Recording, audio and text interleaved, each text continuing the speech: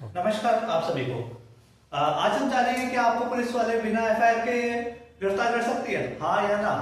तो ये जानने के लिए आप मेरे साथ बने रहिए। ये हम जानेंगे कुछ कानूनों के द्वारा जो है आईपीसी, बीएनएस, सीआरपीसी और बीएनएसएस। तो इस पे हम आगे बात करते हैं। तो बहुत सारे लोगों को लगता है कि पुलिस आपको बिना एफआईआर के गिरफ्तार नहीं कर सकती। आइए जानते हैं इस बारे में। अगर देखा जाए तो एफआईआर के बारे में धारा 154 में दे रखा है सीआरपीसी के, बट वो रिप्लेस हो चुकी है धारा 173 ऑफ बीएनएसएस के, भारतीय नागरिक सुरक्षा। और जो ये एफआईआर है ये पहला स्टेप है क्रिमिनल लॉ प्रोसेस का। अगर कोई इंसान कुछ करता है तो पहले एफआईआर फाइल होने से पहले इन्वेस्टिगेशन होती है, उसके बाद ही एफआईआर फाइल होती है। एफआईआर देखा जाए सिर्फ कॉग्निजेबल ऑफेंस में फाइल होती है, और फिर उसके बाद जब एफआईआर फाइल होती है उसके बाद पुलिस इन्वेस्टिगेशन करती है। तो आज हम जानेंगे इसके बारे में। तो जैसे मैंने आपको बताया कि पुलिस आपको तभी अरेस्ट कर सकती है जब आपके ऊपर आपने कुछ कॉग्निजेबल ऑफेंस किया है। जब नॉन कॉग्निजेबल ऑफेंस होता है तो पुलिस पहले एनसीआर रजिस्टर में लिखती है और बाद में आपको अरेस्ट करती है। बट जब कॉग्निजेबल ऑफेंस होता है तो एफआईआर फाइल होने से पहले ही पुलिस आपको अरेस्ट कर लेती है।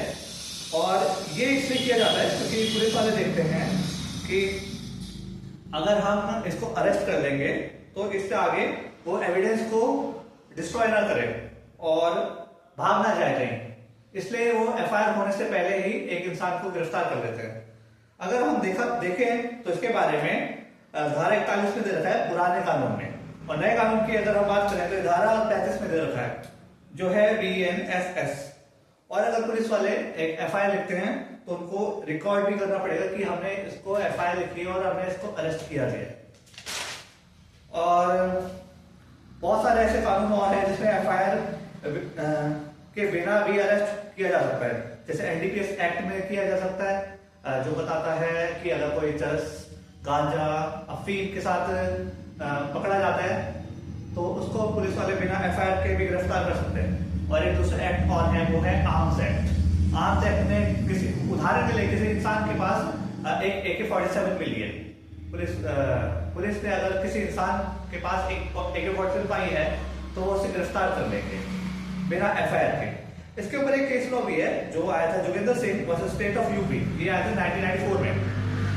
और इसमें बोला गया था कि अगर पुलिस वाले एफआईआर फाइल कर रहे हैं तो उसे जस्टिफाई करना पड़ेगा कि उन्होंने एफआईआर क्यों लिखी है और अरेस्ट इस बंदे को क्यों किया है। इसका एक और केस लॉ है, इसका नाम है Arnesh Kumar versus state of Bihar, ये आया था 2014 में। इसमें बोला गया था, सुप्रीम कोर्ट द्वारा बोला गया था कि अरेस्ट हर कॉग्निजेबल ऑफेंस में मैंडेटरी नहीं है, और अगर अरेस्ट किया जा रहा है किसी को तो उसका रीजन लिखना पड़ेगा पुलिस वालों को। और आगे हम जानते हैं कि अगर एक एफआईआर फाइल होती है तो कुछ राइट्स हैं एक आदमी के भी कि उसके साथ क्या क्या बदसलूकी ना हो। जैसे धारा 41 और सीआरपीसी में बताया गया है, अभी ये रिप्लेस होकर धारा 35 और बीएनएसएस में हो गई है कि एक नोटिस भेजा जाए अरेस्ट करने से पहले और उससे पूछताछ की जाए कि क्या आपने ये किया है। वैसे आपको बताने की इसमें जरूरत नहीं है क्योंकि आर्टिकल 20(3) के वायलेशन में आ जाएगा।